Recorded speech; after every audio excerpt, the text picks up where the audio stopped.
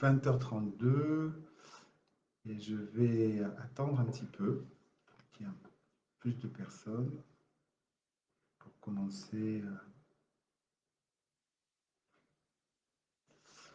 tout ce que j'ai à vous dire.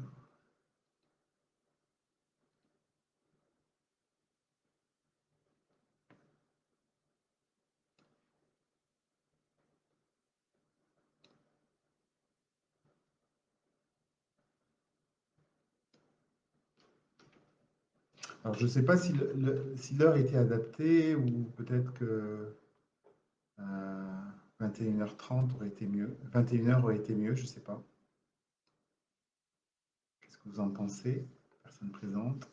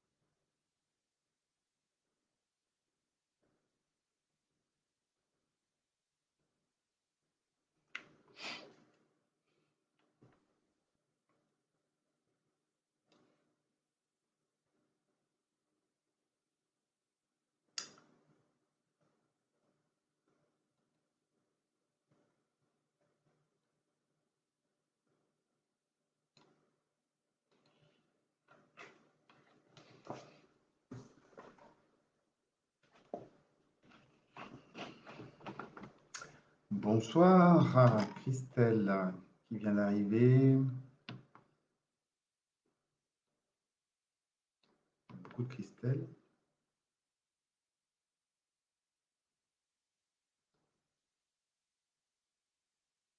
Virgile.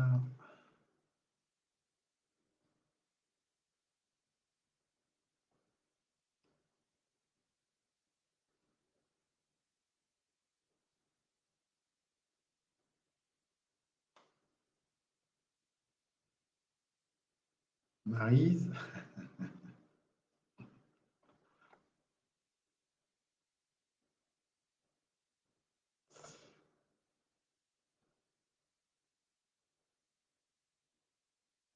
Okay.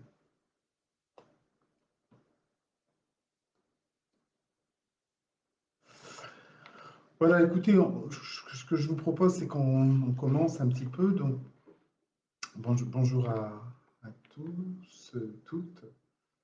Euh, alors, pour moi, c'est une première. Je ne suis pas très coutumier de Facebook. Il paraît que les réseaux sociaux, c'est vraiment un moyen de communication, on va dire, euh, moderne. Donc, il faut se mettre à la page. Euh, on a mis ça en place avec l'association Imeto euh, pour aller un petit peu à la rencontre des professionnels de santé. Alors, je vois qu'il y a des personnes qui connaissent l'hypnose, mais c'est surtout pour les personnes qui ne connaissent pas et qui voudraient connaître plus et peut-être se former tant qu'à faire avec Imeto. Et donc, mon propos, c'est de vous présenter un petit peu l'hypnose, de vous présenter un peu l'association. Et bien sûr, je regarderai pendant euh, mon petit topo les questions qui viendront et je, je tâcherai de vous répondre. Alors peut-être que je peux commencer par l'association, donc IMETO, donc vous voyez derrière, hein, Institut Milton Erickson de Toulouse-Occitanie. C'est une association de professionnels qui existe maintenant depuis plus de ouais, ouais, presque 18 ans maintenant. D'abord, elle s'appelait l'association toulousaine de nouvelle hypnose, et puis depuis quelques années, euh, elle est rentrée dans le cadre d'un groupe de la Confédération francophone d'hypnose et de thérapie brève qui regroupe à peu près maintenant à peu près 40 associations ou instituts d'hypnose et de thérapie brève francophones, donc principalement en France, mais il y en a en Belgique, en Suisse. Euh, et donc ce regroupement permet de, de relier toutes ces associations entre elles avec au centre, on va dire, des règles éthiques hein, de formation, avec un programme assez commun de ces formations et à destiner exclusivement aux professionnels de santé qui souhaitent se former à l'hypnose ou aux thérapies brèves. Et donc, il y a quelques années de ça, l'association toulousaine est rentrée justement dans ce groupe euh, qu'il a reconnu. Et quelques temps après, la fondation Milton Erickson, qui est basée à Phoenix et qui est présidée par Jeffrey Zeig, qui a été l'un des derniers élèves de Milton Erickson. Et donc cette fondation nous a intégrés dans le pool de ces organismes qu'elle parraine. Donc on est en lien avec ces groupes, cette fondation, ainsi que l'association européenne d'hypnose. Alors cette association qui est vraiment ancrée hein, dans l'Occitanie développe des formations, on va dire, de base, de base fondamentale pour les personnes qui souhaitent se former. Et après, il y a tout un panel de formations très spécifiques hein, qui est destiné des professionnels. On en parlera bien sûr si vous voulez, si vous avez des questions sur les formations complémentaires spécifiques, que vous soyez plutôt psychothérapeute, que vous soyez médecin, que vous soyez spécialisé dans la douleur ou dans d'autres domaines. Voilà, Imeto vous propose de pouvoir vous former. Alors, pour les personnes qui connaissent pas l'hypnose, je pourrais introduire le sujet en disant que c'est une approche qui est millénaire. On peut dire que c'est la mère de toutes les thérapies et qui a émergé probablement en Asie, où très rapidement on a pu observer les effets bénéfiques de la parole, comment la parole peut soigner et résoudre des maux, avec aussi un processus particulier qu'est la transe, qui est un phénomène, on va dire, neurobiologique que l'on peut observer. Et cette approche, en fait, qui a été pratiquée en groupe, a pu être pratiquée aussi au niveau individuel, et elle a traversé aussi bien les millénaires, les siècles, mais aussi les différentes contrées, ce qui fait qu'on observe l'hypnose d'Asie à l'Europe et aussi, aussi en Afrique. Alors le principe de l'hypnose, c'est de permettre aux patients qui reçoivent cette approche thérapeutique de rentrer dans un fonctionnement particulier qui va lui permettre de trouver des solutions et de façon assez inconsciente par, par le fait de la transe hypnotique qui va lui permettre en fait de se déconnecter à son cerveau conscient, à son cerveau critique. Et par ce processus-là, cette flexibilité qui va se passer entre le corps et l'esprit, grâce aussi à la parole bienveillante du thérapeute, qui va lui apporter des propositions de changement. Le sujet va faire l'expérience vraiment personnelle euh, d'un processus à la fois émotionnel, corporel, avec aussi une activation des associations libres, lui permettant à la fois de se sentir mieux dans son corps et dans son esprit, et aussi de mettre en place de façon totalement inconsciente des processus qui pourront l'aider dans sa problématique. Donc, en d'autres termes, l'hypnose, c'est vraiment une combinaison d'un langage particulier bienveillant et, et en même temps, ce langage va enclencher un processus neurobiologique qui pourra être observable, hein, parce qu'il y a des signes de transe pour le patient, et c'est vraiment la conjonction de ce langage bienveillant avec des propositions de changement et ce processus neurobiologique que le patient va expérimenter cela vers des changements. Donc ça, c'est vraiment un processus particulier. Après, bien sûr, lorsqu'on parle d'hypnose, il y a des éléments, on va dire, qui sont quand même assez fondamentaux, comme par exemple l'absorption, qui est en fait une expérience particulière où la personne va vraiment se concentrer sur un point, sur une focalisation et qui sera multisensorielle.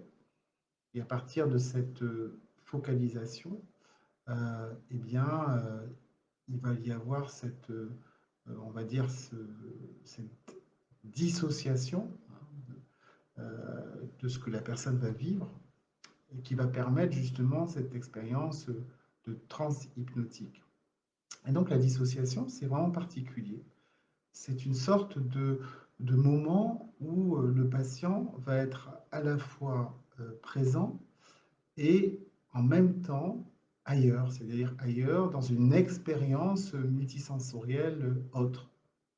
Et cette expérience de dissociation, nous l'avons tous vécue de façon naturelle, par exemple, lorsqu'on est là, on attend un train et puis on est dans une gare, donc on sait qu'on est dans une gare, et en même temps, on peut être totalement immergé dans son livre romanesque et être à la fois à deux endroits en même temps, mais avec deux expériences différentes.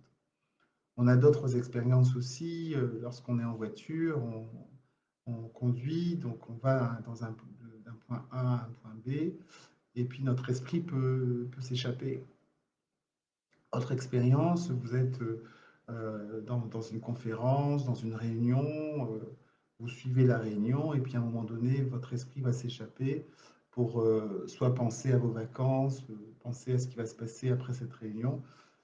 Généralement, ce moment-là de transition, euh, cette dissociation, en fait, vous permet d'aller vers quelque chose de plus agréable et de plus confortable.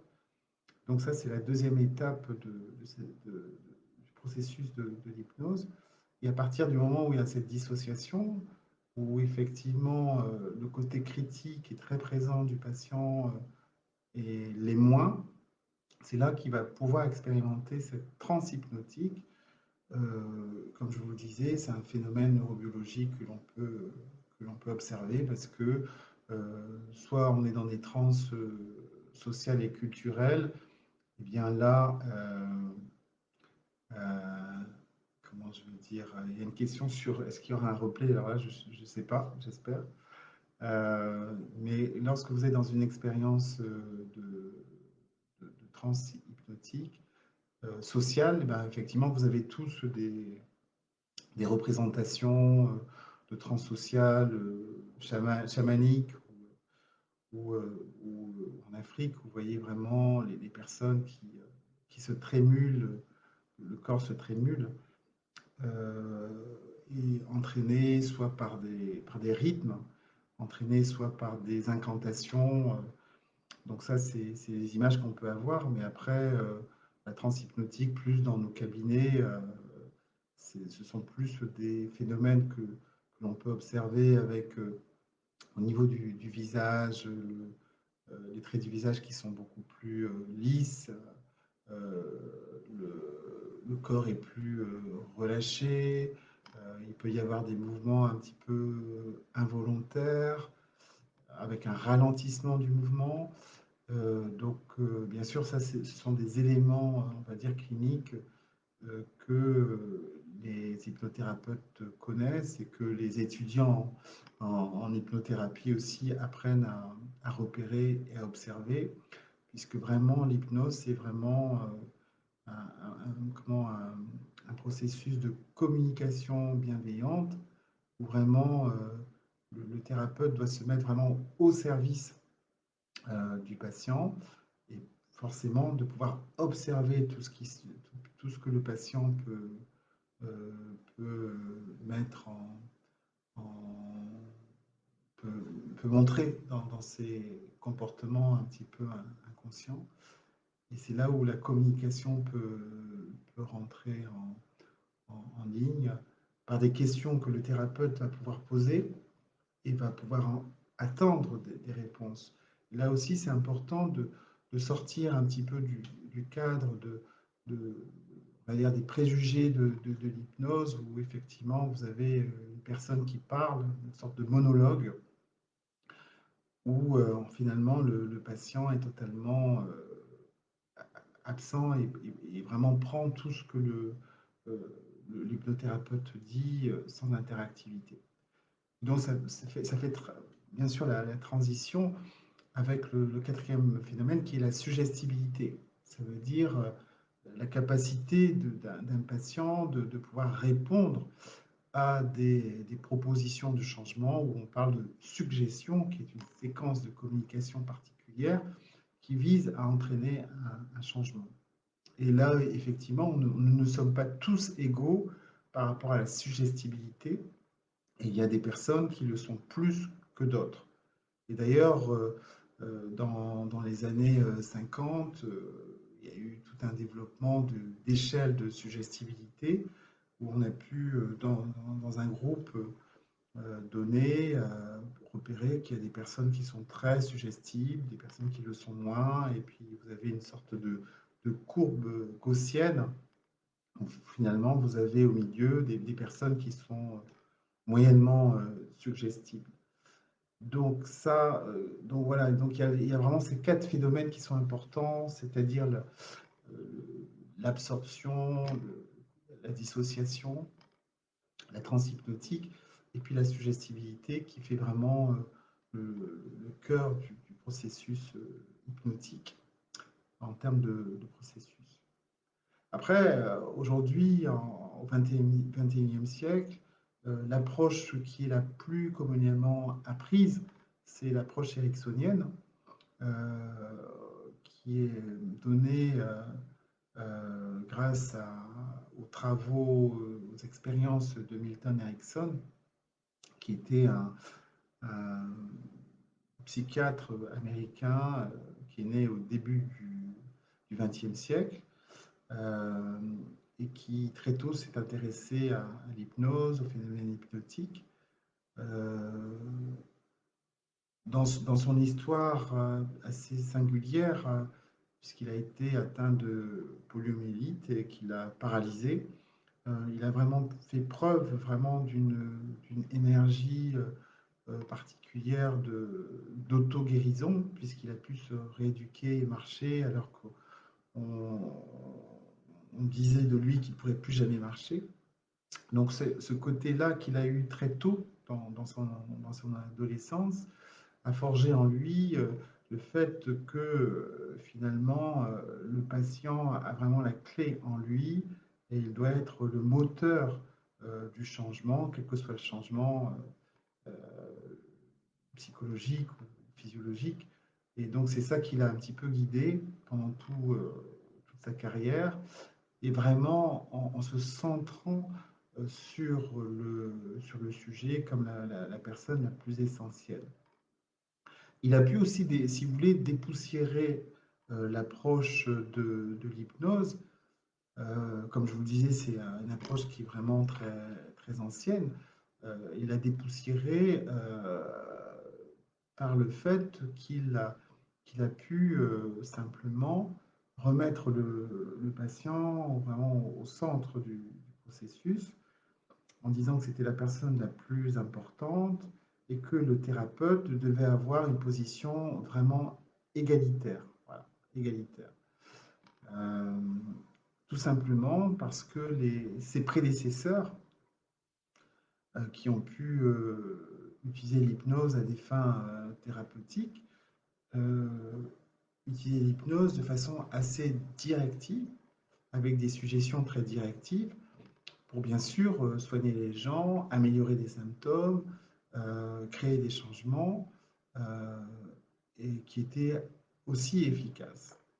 Sauf que Erickson a trouvé que pouvoir respecter le patient dans ce qu'il souhaitait, c'est-à-dire dans un contrat que l'on peut avoir avec le thérapeute, sur des objectifs de soins, il était vraiment important de recueillir les besoins et de pouvoir vraiment être à l'écoute de ce patient pour le guider au mieux.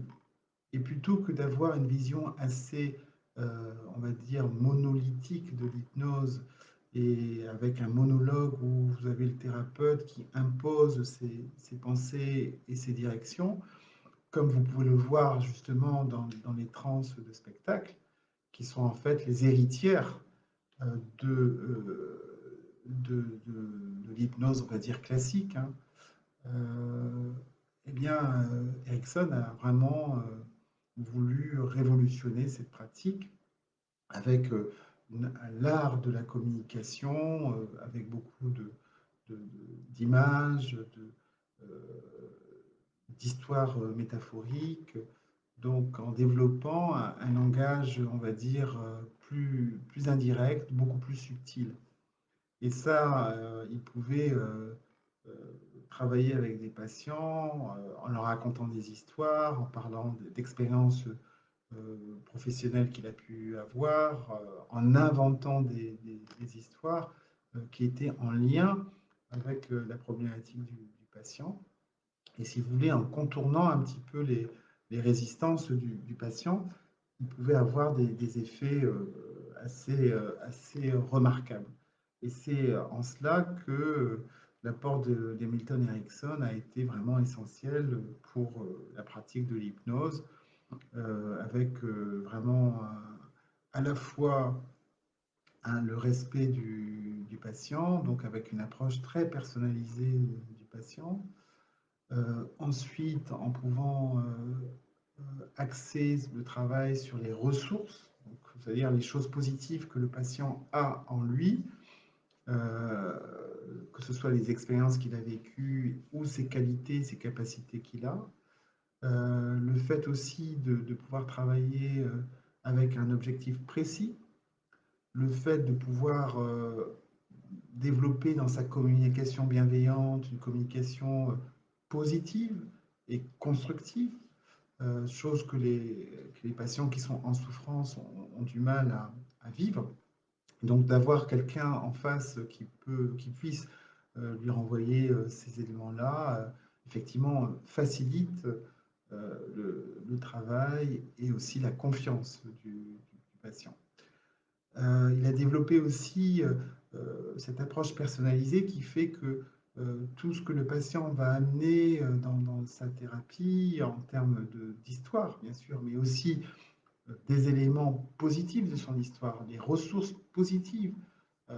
Cela va être aussi très utile à la thérapie parce qu'il va pouvoir l'intégrer dans son travail avec ce patient. À côté de tout cela, il y a bien sûr, comme je vous l'ai dit, cette communication bienveillante, particulière, on va dire imagée, indirecte par rapport à des suggestions qui avant étaient trop directives.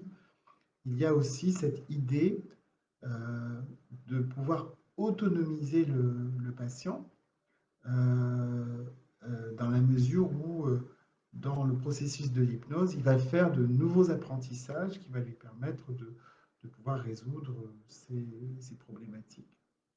Et dans ce cadre-là, eh bien, il y aura l'apprentissage aussi de l'auto-hypnose, c'est-à-dire qu'à un moment donné, le patient va pouvoir vivre l'hypnose donnée par lui-même plutôt que, on va dire, une hypnose, euh, on va dire une hétéro-hypnose.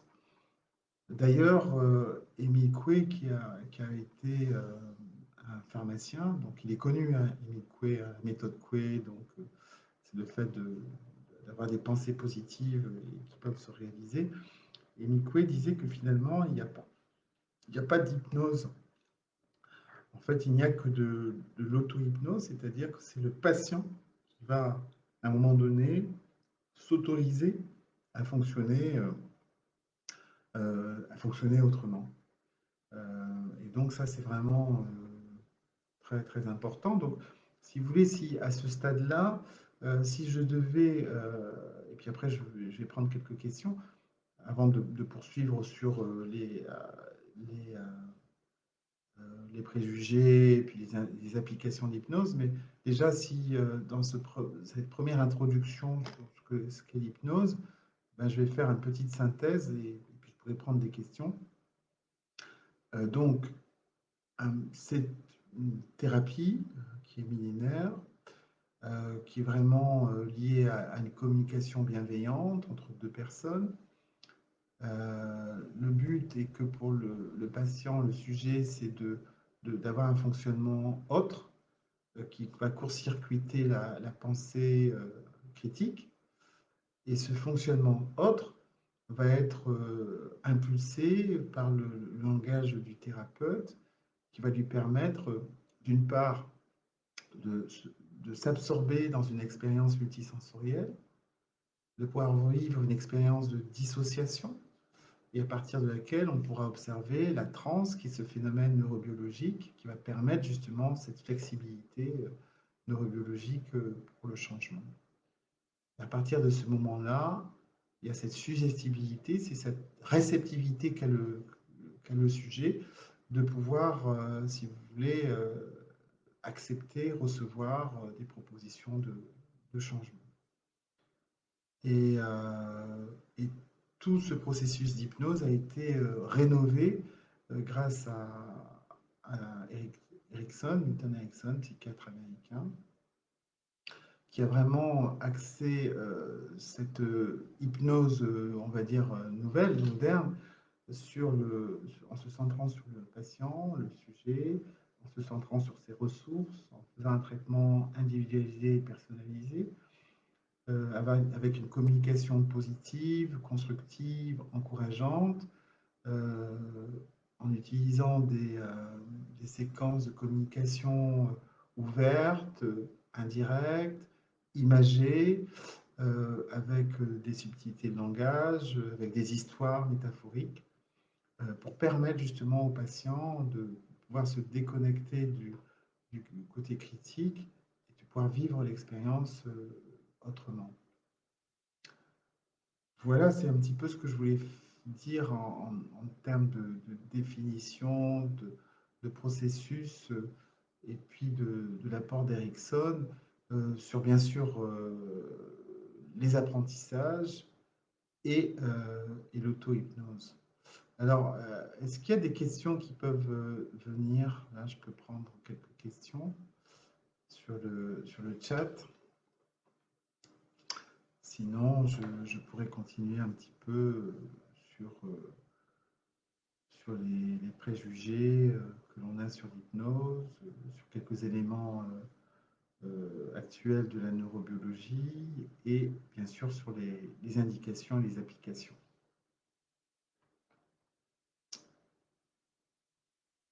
Bon, apparemment, j'ai été d'une limpidité.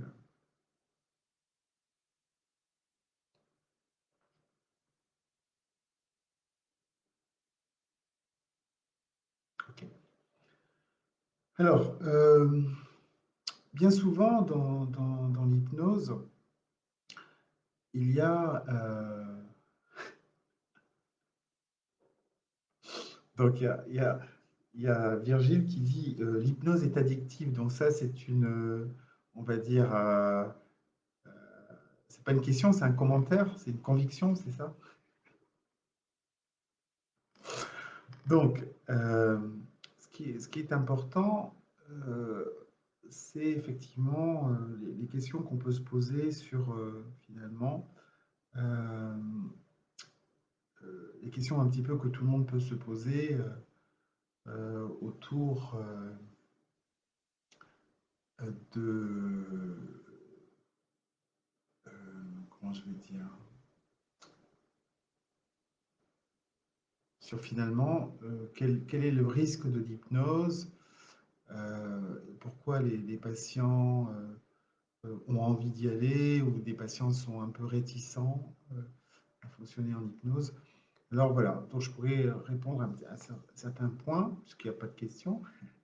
C'est finalement, dans la mesure où il y a cette déconnexion un petit peu du côté critique, hein, du conscient, est-ce que le thérapeute peut, on va dire, prendre le contrôle ou manipuler le sujet un petit peu contre son gré? Alors, j'ai plusieurs réponses à cette question. Première réponse, c'est que généralement, quand on travaille en hypnose, hein, quel que soit le domaine, que ce soit en psychothérapie ou dans un domaine autre, hein, ben, finalement, il faut d'abord avoir l'accord, consentement éclairé du patient, et puis sur l'objectif qu'il veut atteindre. Et donc, ça, c'est vraiment important. À partir du moment où, si vous voulez, vous avez une sorte euh, d'accord du patient, ben, le thérapeute le thérapeute d'hypnose qui a été formé, donc à IMETO ou bien à la Confédération francophone de l'hypnose et de thérapie brève, donc avec une éthique, ben, il va développer son traitement pour le patient et avec pour objectif de pouvoir simplement qu'il se sente en harmonie avec ce que le patient souhaite comme changement. Donc, si vous voulez, il y a un accord. Et bien sûr, nous, en tant que thérapeute, on va respecter cet accord et tout ce qu'on va faire va être pour le bénéfice du patient. Donc, loin de là, notre idée de pouvoir manipuler. Donc, ça, c'est le premier point. Le deuxième point, il y a, on va dire, une garde qui a développé au XXe siècle autour, si vous voulez, de la dissociation, le principe que finalement, quand vous faites une séance d'hypnose, il y a une partie du patient qui reste présent. Pas trop critique, parce que sinon il y aurait pas cette déconnexion, il n'y a pas de transe hypnotique, mais une part du patient qui est légèrement présente et qui peut, s'il y avait quelque chose qui ne lui convenait pas, pouvoir sortir de la transe. Il appelait ça l'observeur caché. Donc ça, c'est quelque chose d'assez important qu'on dit aux patients, hein, en disant, voilà, écoutez, si voilà, par hasard, dans ce que je peux vous dire, il y a quelque chose qui ne vous convient pas, eh bien, votre inconscient pourra vraiment pouvoir le gérer comme il le souhaite. Et c'est vrai que quand je parle d'inconscient, c'est peut-être quelque chose que j'ai omis de dire quand j'ai parlé d'Erickson. Il a évoqué le terme d'inconscient qui est différent hein, de l'inconscient psychanalytique, comme vraiment un centre de ressources et de créativité qui vraiment appartient au patient. Donc, sur le côté, voilà, on va me contrôler, donc ça, c'est pas vraiment ça. Sur le côté que finalement, l'hypnose, c'est le sommeil. Mais alors, effectivement, il peut y avoir une sorte de confusion par rapport au terme de hypnose et hypnotique, euh, où effectivement, il y a cette confusion qui a pu y avoir au tout début de l'hypnose, hein, je parle ça dans les temps très anciens, où effectivement, quand quelqu'un était en hypnose, ben, ça ressemblait un petit peu au sommeil. Et donc, aujourd'hui, nous pouvons savoir que l'hypnose n'est pas un sommeil, c'est vraiment un moment d'hyper-attention, c'est-à-dire que la personne est hyper concentrée, hyper focalisée, et en aucun cas c'est un sommeil. Et d'ailleurs, les explorations que l'on peut faire en EEG, hein, c'est-à-dire l'analyse de l'activité corticale du cerveau, montrent que ce sont des ondes plutôt, on va dire, rapides, plutôt que des ondes que l'on peut voir dans la relaxation, qui sont plutôt des ondes lentes, des ondes alpha. Donc on est plus dans un état d'hyper attention. Et on n'est pas du tout dans le sommeil. Euh, Qu'est-ce qui pourrait venir un petit peu, qui pourrait donner un petit peu une sorte euh, de frein, de réticence, c'est le fait aussi que on peut nous faire n'importe quoi. C'est-à-dire que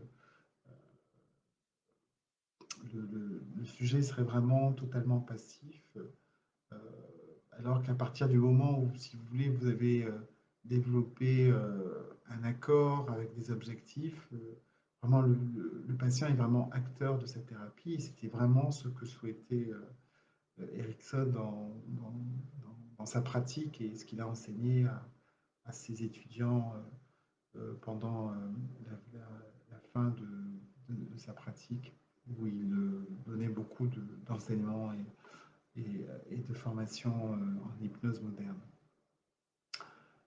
Euh, je pense que ça, c'est vraiment des éléments qui peuvent freiner un petit peu les patients pour venir faire une séance d'hypnose. Après, c'est vrai que dans le public, l'hypnose a plutôt bonne presse. C'est-à-dire qu'il y a cette notion qu'on va lâcher prise, cette notion qu'on peut ressentir un bien-être, cette notion que l'hypnose peut soigner vraiment un panel de, de troubles, de pathologies importantes, et c'est ça qui intéresse les patients.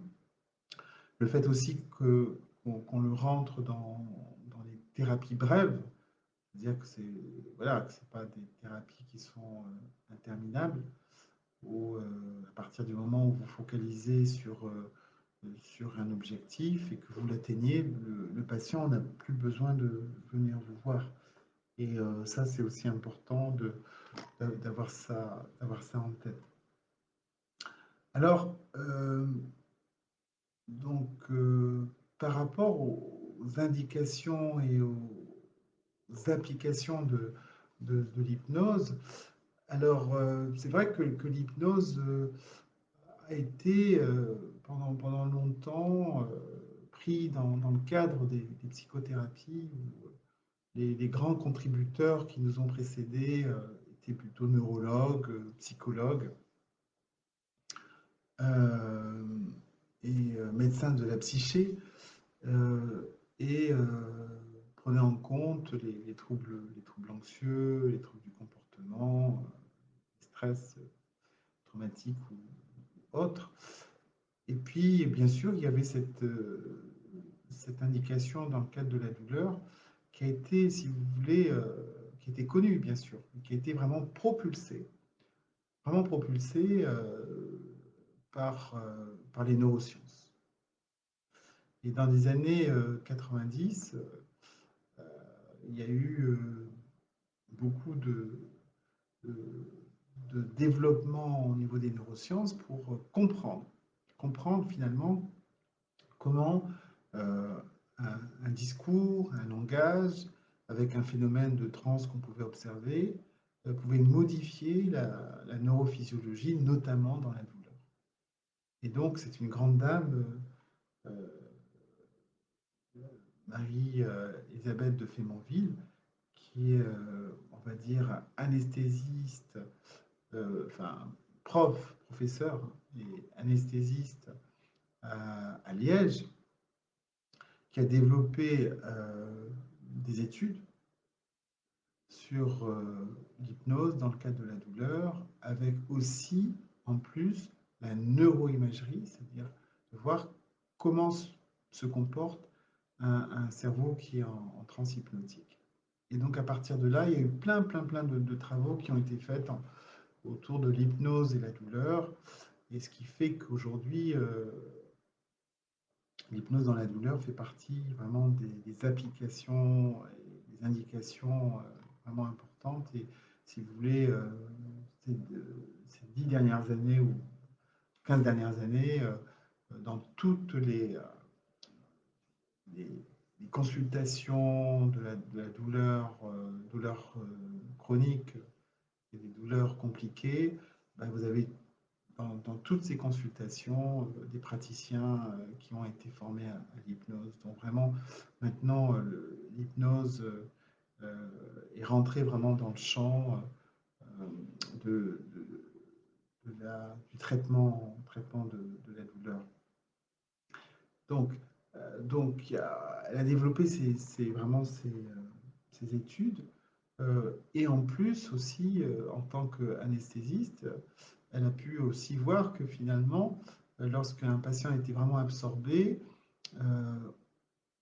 elle pouvait alléger les produits anesthésiques et voire même totalement ne pas en utiliser.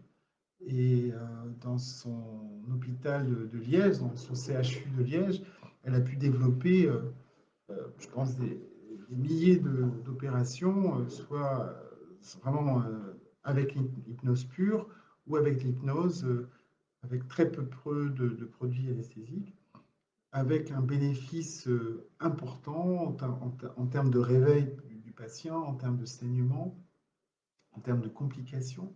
Donc il y a vraiment eu un gain vraiment très important au niveau de l'hypnose, à la fois sur l'anesthésie, à la fois sur la douleur. Dans ces études, on a pu montrer que finalement, le discours de l'hypnose, les propositions de suggestion de l'hypnose, avait vraiment n'était pas magique. C'est-à-dire qu'il y avait un impact au niveau du cerveau du patient, où si on le comparait avec la relaxation, il y avait vraiment une hyperactivation de plusieurs aires cérébrales au niveau émotionnel, au niveau du cortex cérébral, avec différentes zones qui étaient vraiment activées et qui, en fait, donnaient une explication de ce que le patient pouvait sentir et ressentir et vivre. Et d'autres études aussi ont pu montrer que finalement, lorsque vous êtes dans une expérience d'hypnose, vous vivez l'expérience de l'hypnose comme si vous y étiez. Donc le patient peut vraiment dire ouais, je sens ça, je ressens ça. Et il y a aussi une corrélation avec l'enregistrement de l'activité du cerveau. Donc il y a vraiment des éléments qui sont très fondamentaux par rapport à l'imagerie, au fonctionnement du cerveau, en transe hypnotique, et ce que le patient peut vivre, et ce qui est vraiment très utile pour le clinicien, c'est de pouvoir faire le lien avec la recherche et ce que l'on observe en termes d'imagerie. Donc vraiment, l'hypnose et la douleur, ça c'est quelque chose qui s'est développé grâce au progrès vraiment des neurosciences. Après, bien sûr, il y a plein d'autres applications. Donc, bien sûr, moi, je suis psychiatre, donc les troubles anxieux répondent parfaitement à l'hypnose, les troubles du stress post-traumatique également. La, comment l'approche de l'hypnose dans la dépression permet vraiment de aider le patient vraiment à fonctionner différemment et à pouvoir trouver des solutions dans une situation où il pouvait vivre comme une sorte de tunnel sans issue. Et puis, il y a les troubles du comportement. Donc, Virgile me posait la question si l'hypnose était addictive pour le patient. En fait, dans le cadre des troubles du comportement, l'addiction peut être prise en charge également avec l'hypnose. Bon, c'est vrai que dans la vision un petit peu générale de l'hypnose, il y a beaucoup de personnes qui vont à l'hypnose en disant oui, j'ai entendu parler de l'hypnose sur le sevrage tabagique, ça fonctionne bien.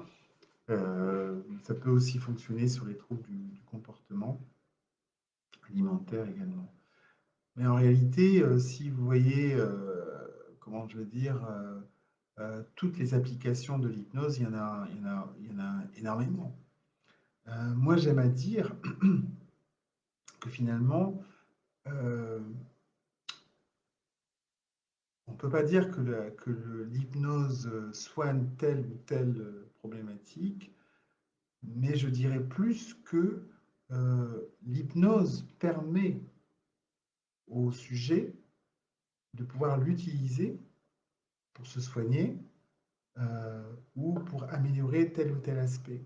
Et là, c'est vraiment c'est beaucoup plus intéressant de voir l'hypnose comme un processus où le sujet est vraiment acteur, il va s'approprier. C'est d'ailleurs pour cela que c'est toujours très, très riche de faire une séance d'hypnose parce que bah, c'est une expérience humaine que le patient va vivre et en fonction des réponses, on ne sait pas où cela va nous amener, nous entraîner et c'est toujours passionnant comme voyage. Alors, le fait que l'hypnose aussi soit quand même quelque chose de relationnel, comme vous l'avez compris, quelque chose de personnalisé, où on va s'adapter à la personne, il est vrai que l'hypnose ne va pas rentrer forcément dans le cadre de protocoles d'études, voilà, où les choses sont assez carrées. Et donc, c'est peut-être pour cette raison aussi que l'hypnose a finalement un succès, on peut dire, populaire, mais en termes de guidelines, d'études, on va dire, des gold standards, c'est-à-dire des études randomisées en double aveugle, malheureusement, il y a peu d'études d'hypnose justement dans ces domaines d'application. Ce qu'on sait en termes d'études qui ont montré leur efficacité, c'est dans le domaine de la douleur et les troubles psychosomatiques, en particulier la maladie de Crohn, où les Anglais ont développé des protocoles assez serrés. Donc forcément, bien sûr, à partir du moment où vous ne produisez pas d'études, et qui montre l'efficacité de l'hypnose dans tel ou tel domaine. Où, donc c'est un peu compliqué que l'hypnose puisse faire sa place, on va dire, dans le domaine scientifique, et on va dire, et des guidelines. Par contre, vous allez pouvoir lire centaines, des milliers d'études études de cas cliniques, où comment l'hypnose a pu vraiment soigner, améliorer, guérir telle ou telle euh, problématique, maladie, trouble. Et ça, il y en a beaucoup. Et qui montre que finalement, le sujet est vraiment au cœur de son traitement et de son soin, et voire même de sa guérison. Voilà, donc ça, c'est plutôt les applications qui sont très, très larges, en fait, hein. Je vous ai parlé de la douleur, des troubles anxieux, mais troubles du comportement. Mais aussi, par exemple, bien sûr, l'hypnose peut être utilisée facilement pour améliorer, hein, telle ou telle situation. Et donc, par exemple, les sportifs de haut niveau peuvent l'utiliser de façon assez facile et assez confortable. Et en plus, utiliser l'hypnose comme une auto-hypnose pour améliorer leur performance ou améliorer leur stress. Euh, Bien sûr, je ne parle pas des préparations d'examens, que ce soit scolaire, que ce soit les examens au niveau comment on va dire, du permis de conduire, par exemple. J'ai souvenir qu'il y a quelques années de ça, j'avais un collègue qui m'avait demandé de voir sa fille qui devait passer son permis de conduire. Elle avait passé son permis de conduire à 3 reprises et finalement, le fait de penser au permis de conduire, bah forcément, elle était en panique puisque la mémoire qui était enregistrée, c'était des échecs. Donc, j'ai pu recevoir sa fille. On a fait une séance d'1 heure qui a été assez intéressante puisque à la fin de la séance, de façon assez progressive, j'ai pu travailler avec elle sur ses peurs conscientes ou inconscientes. À la fin de la séance, elle était beaucoup plus sereine par rapport à vraiment aborder ce permis de conduire et vraiment, vraiment de façon sereine. Euh, bon, c'est ce qu'elle a pu me dire. Et malheureusement, c'était quelque chose que j'avais fait de façon totalement impromptue. Voilà, elle avait bénéficié d'un rendez-vous qui s'est annulé. Et donc voilà, donc je l'ai reçu comme ça. Sinon, je l'aurais filmé parce que c'était vraiment une séance assez exceptionnelle. Parce que ça a duré voilà, 1 heure et que les effets ont été bénéfiques à la sortie. C'est-à-dire à la sortie de la séance, elle a pu dire c'est vraiment étonnant cette séance parce que j'ai l'impression qu'il y a mon cerveau qui a changé.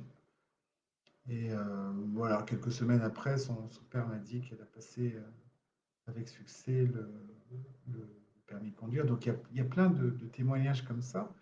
Euh, Ou si vous voulez, il y a pas de règle hein, sur le fait de savoir voilà, combien de séances ça va prendre pour traiter ou telle ou telle situation. C'est-à-dire, on peut pas s'engager, ça dépend tellement on va dire, de la danse entre le patient et le thérapeute, des capacités de patient à pouvoir utiliser l'hypnose pour se soigner. Il y a tellement, tellement d'éléments et de critères enfin, qui nous échappent. Parce que souvent, les personnes qui viennent vous voir vous disent, voilà, docteur, voilà, j'en ai pour combien de séances? Et moi, si vous voulez, je peux pas programmer le nombre de séances. Enfin, en tout cas, moi, je ne fonctionne pas comme ça.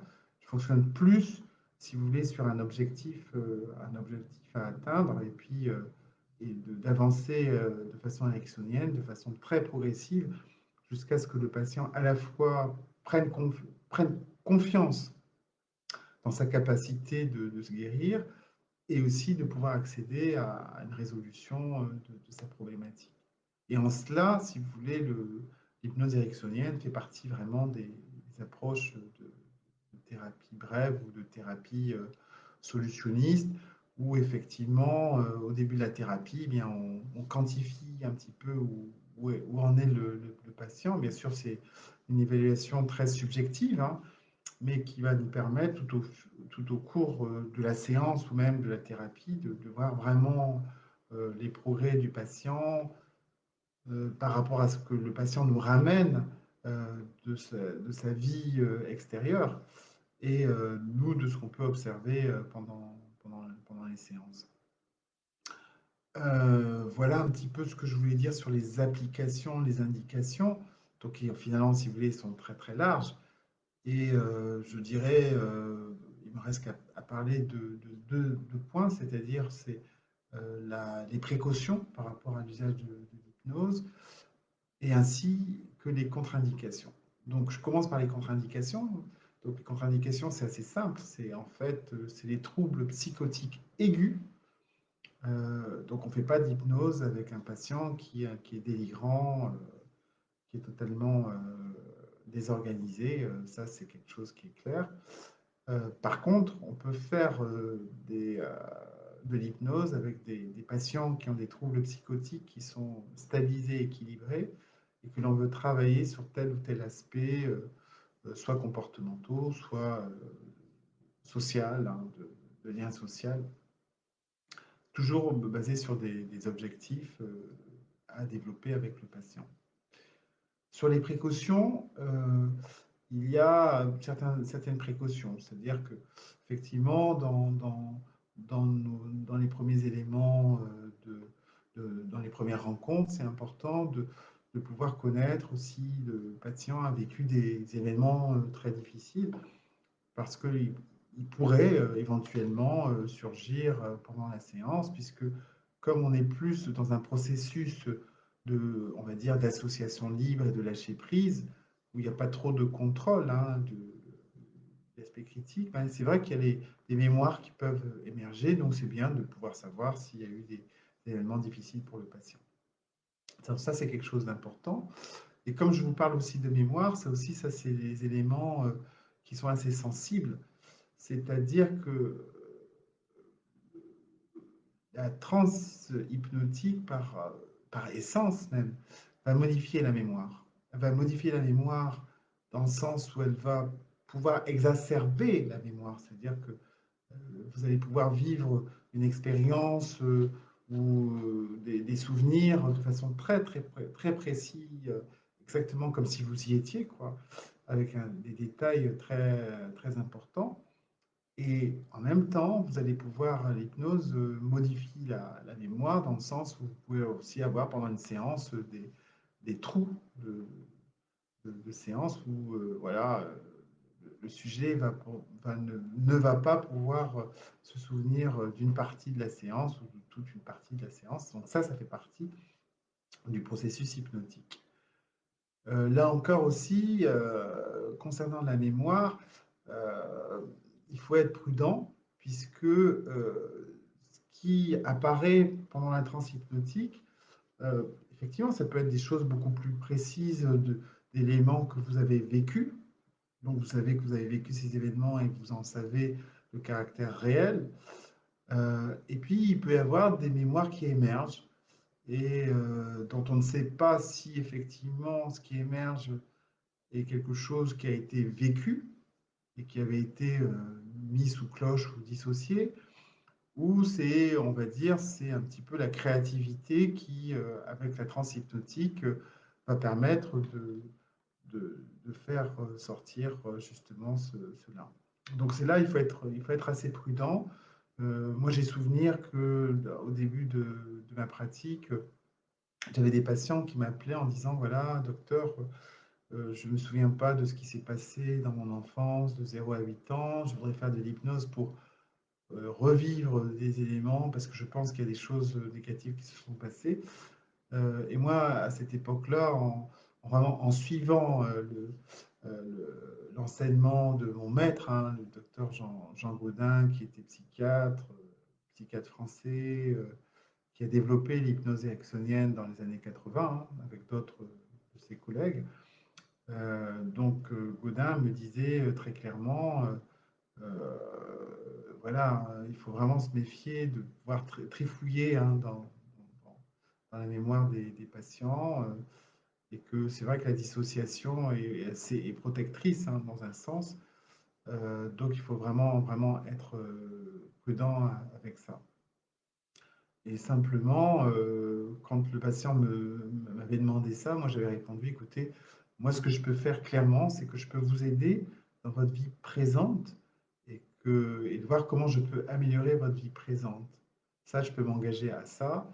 Après, d'aller trifouiller dans votre mémoire ou dans votre passé, des choses, ça, je ne suis pas très compétent pour ça. Voilà, hein, donc j'avais prévu 45 minutes, c'est presque une heure que je parle sans qu'il y ait de questions qui viennent euh, venir à moi. Donc je pense que c'est le temps de prendre vos questions, éclaircissements. Aussi, si vous avez des questions, bien sûr, sur la formation, je serai là pour vous répondre.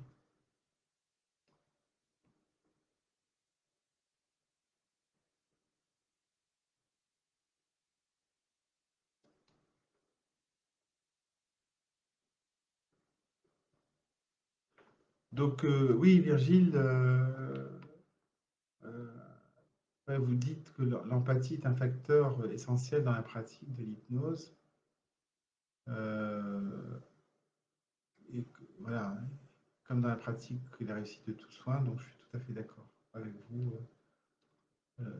L'empathie, c'est vraiment la base même de la communication bienveillante. Et c'est bien que vous le souligniez, hein, Virgile, parce que il ne faut pas confondre l'empathie et la sympathie, c'est-à-dire qu'il faut que le thérapeute, enfin, quel que soit le thérapeute, qu'il soit hypnothérapeute ou pas, hein, qui reste à sa place, qui reste ancré et qui soit là vraiment pour accompagner l'autre et non pas accompagner en symétrie, en étant plaqué sur les émotions ou les comportements de l'autre, parce que c'est dans cette position-là qu'on peut aider au mieux le patient qui est en souffrance.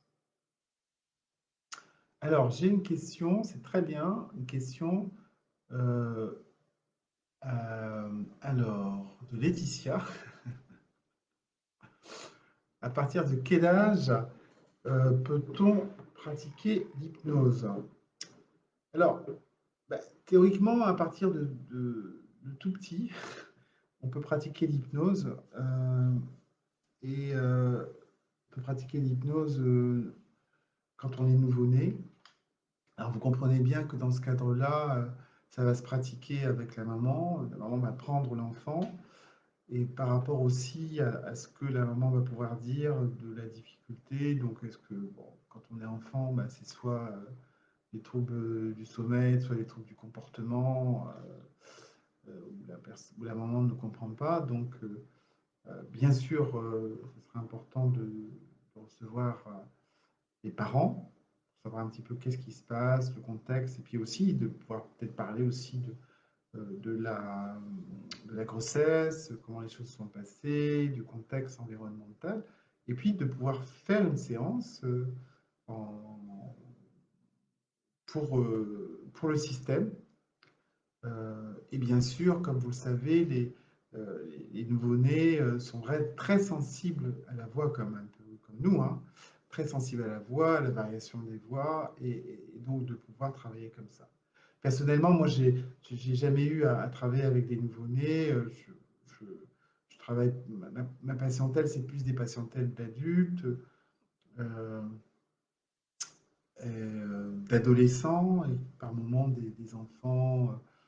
J'ai eu des enfants à partir de 6 ans. Mais effectivement, j'ai des collègues qui peuvent travailler avec des enfants, même des nouveau-nés.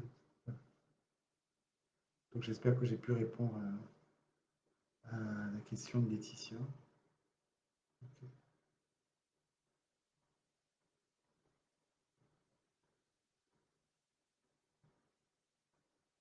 Est-ce qu'il y a des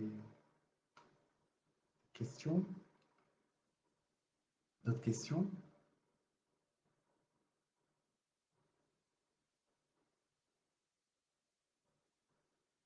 Ok. Laetitia qui vous remercie.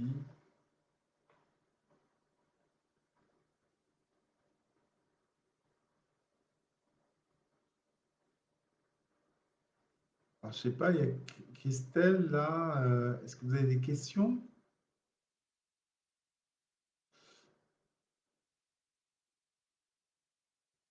Vous n'osez pas me poser des questions, hein, mais vous savez, je suis très gentil, hein.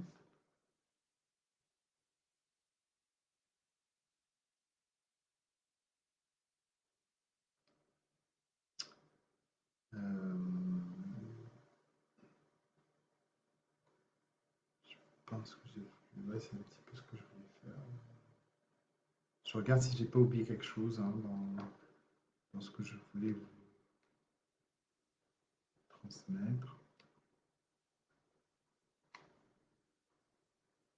Ah, il y a Christelle qui demande y a-t-il des techniques d'hypnose rapide ou des techniques d'hypnose pour pratiquer en intervention, en urgence?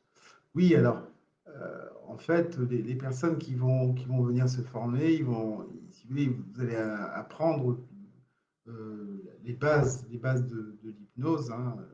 Donc ici, là, à Imeto, on fait un premier niveau sur 13 jours avec les bases, avec aussi des supervisions. Et on vous apprend vraiment les techniques d'induction. C'est-à-dire, l'induction, si vous voulez, on va dire, c'est le starter de l'hypnose, c'est la porte d'entrée de l'hypnose pour permettre justement cette focalisation sensorielle. Et donc, effectivement, lorsqu'on va travailler dans les urgences, on va privilégier quand même des techniques assez rapides.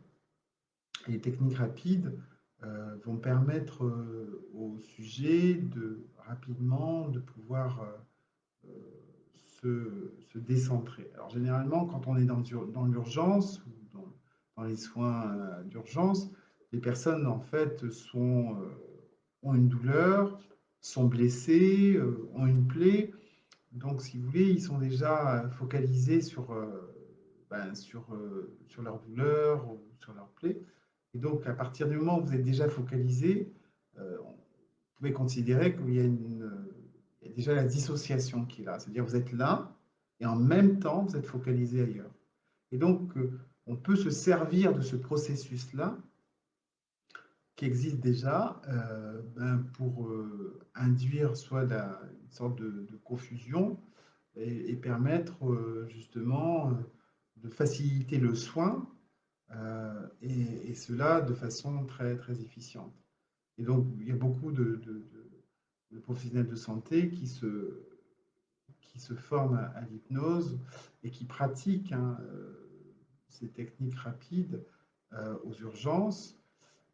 Alors, bien sûr, bien souvent avec les enfants, parce que il y avait cette question de Laetitia avec les enfants, parce que ben, les enfants, ils sont très, très, très réceptifs à l'hypnose, parce qu'ils sont toujours dans la créativité, dans leur monde imaginaire, dans leur jeu, et donc ils s'accrochent facilement à notre langage très imagé. Et donc, les jeunes patients en urgence, dans les soins urgents, voilà, c'est des patients qui fonctionnent très bien. Après, dans l'équipe d'Imeto, de formateurs, on a des anesthésistes qui utilisent l'hypnose vraiment, ben, soit dans des sorties SMUR ou SAMU, et, et avec ce langage particulier, vraiment permet faciliter le conditionnement dans le soin des patients. Donc effectivement, il y a beaucoup de techniques à apprendre dans ce domaine-là. Alors j'espère que j'ai répondu à Christelle. Il y a une autre Christelle qui demande est-ce que ces formations permettent une réelle évolution personnelle dans la relation aux autres, dans la vie courante et dans de prendre soin? Waouh, c'est un programme. Alors, vous êtes pas obligé de me croire, mais souvent, puisque je forme là maintenant depuis peut-être 10 ans, peut-être, euh, il y a vraiment dans nos formations, ce sont des formations pratiques où finalement vous allez, par exemple, sur les 3 jours, vous allez faire 2 jours et demi ou enfin, maximum ouais, entre 2 jours et 2 jours et demi de pratique. C'est-à-dire vous allez faire plein d'exercices, que ce soit des exercices de groupe, que des exercices en duo, que ce soit des exercices en trio. Et donc vous allez travailler sur vous. Et, la répétition des trans, forcément, à un moment donné, va vous transformer. Et vraiment souvent, on a des témoignages en fin de formation, de collègues qui nous disent, ah, voilà, il y a vraiment quelque chose qui a changé dans ma vie. Et généralement, dès le premier module, il y a vraiment quelque chose qui s'enclenche. Après aussi, l'apprentissage de l'auto-hypnose, bah, forcément, hein, ça va vous aider à pouvoir gérer justement les moments les pics de tension, le stress, on va dire, que ce soit le stress professionnel ou familial. Et là, vraiment, vous allez avoir un... Comme je vous disais, hein, ce que vous avez retenu, c'est vraiment que l'hypnose est une approche de communication. Et comme nous, on nous a appris qu'il faut traiter un symptôme, on traite une maladie, on règle un problème, euh, bah, je veux dire, cet apprentissage, cette approche relationnelle, vraiment va changer votre façon d'aborder le patient. Et vous n'allez pas le prendre comme un bras à soigner, ou voilà, vous allez le prendre de façon globale. Et vous allez vous intéresser à lui et à sa vie. Donc forcément, cette façon de communiquer en s'intéressant à son monde, à ses ressources, à ses hobbies, euh, forcément, le patient va se sentir écouté. Et c'est là où, si vous voulez, il y a l'empathie qui va se mettre en route. Et ce qui est vraiment important dans cette communication particulière, c'est que c'est le thérapeute qui doit vraiment se mettre, on va dire, au niveau du patient. C'est-à-dire que c'est le thérapeute qui va rejoindre le patient là où il est. Donc ça, c'est la dimension, on va dire, thérapeutique et de la relation thérapeutique. Et puis cette dimension de transformation ben, sur soi, ben, elle le sera de facto.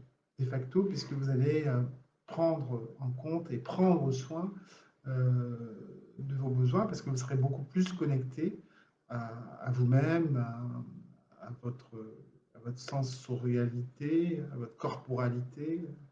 Et ça aussi, c'est important. C'est-à-dire qu'en tant que soignant, c'est bien de pouvoir commencer par prendre soin de soi pour prendre soin des autres. J'espère que j'ai répondu à Christelle sur sa question sur l'évolution personnelle, la relation à soi, aux autres. Euh, voilà. Est-ce qu'il y a d'autres questions?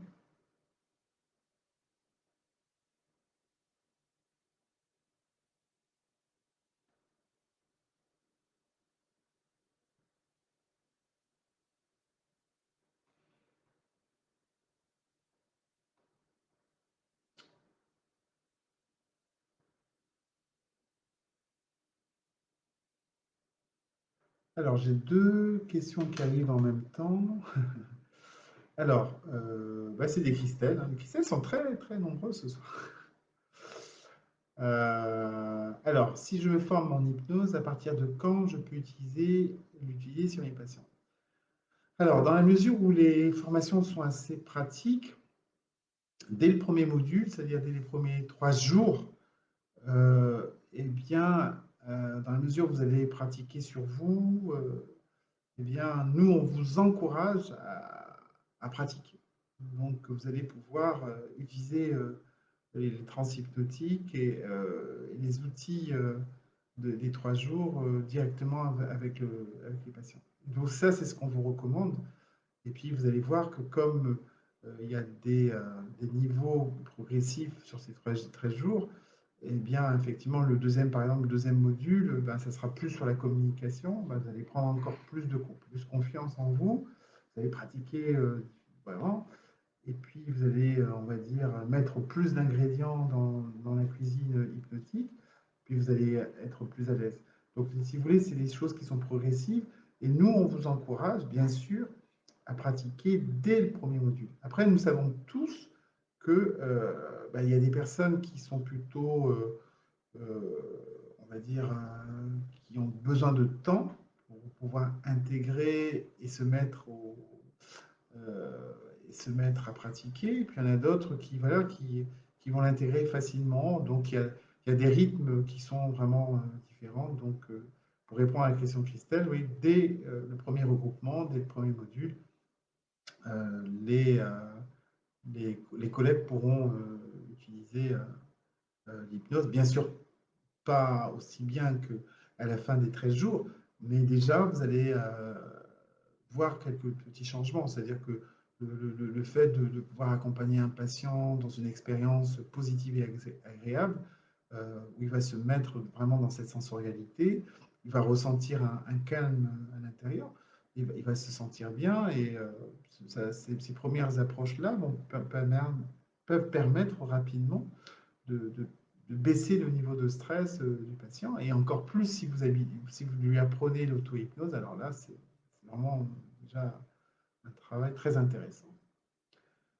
Ensuite, la formation de base est-elle ouverte aux personnes qui ne sont pas dans le domaine du soin? Alors, ouais, donc ça, je rappelais, en fait, je rappelais que l'IMETO, en fait, est une association de formation pour les professionnels de santé, en fait. Donc, on est dans ce cadre-là et on est lié, vous voyez, il y a le sigle, hein, la confédération qui est là, hein, il y a ce sigle-là, CFHTB. On est lié par ce socle commun de pouvoir travailler avec les professionnels de santé, quoi. En fait, c'est ça. Donc, on est on, on forme les personnes qui sont dans le soin.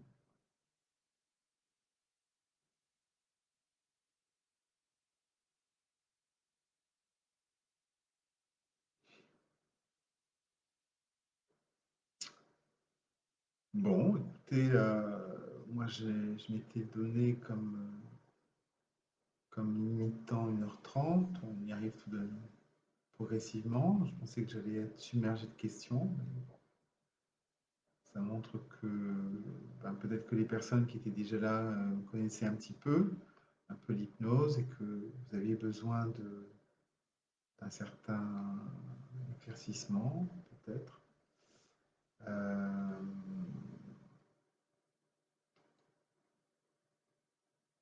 voilà, ok. Donc voilà, bah, écoutez, s'il n'y a pas d'autres questions, bah, écoutez, euh, bah, je vous remercie hein, déjà de votre présence euh, à cet horaire un peu tardif. J'ai des remerciements de Christelle et d'Audrey. Et bah, que ce soit des personnes qui connaissent déjà l'hypnose, bah, vous pouvez bien sûr regarder, le, aller régulièrement sur le site euh, d'Imeto pour pouvoir voir un petit peu ce que l'on peut présenter comme nouveauté ou je ne sais pas, comme formation complémentaire. Euh, et puis peut-être que je pense que dans quelques temps, il y aura notre, une de mes collègues, Armel, qui pourra compléter mon propos. Voilà. Donc en tout cas, merci de votre attention. Et puis j'espère vous avoir donné la conviction de continuer à travailler avec l'hypnose, l'envie d'approfondir vos connaissances, et puis pour les personnes nouvelles, ben, de venir nous rejoindre. Voilà, écoutez, passez une bonne soirée, et puis à bientôt. Au revoir.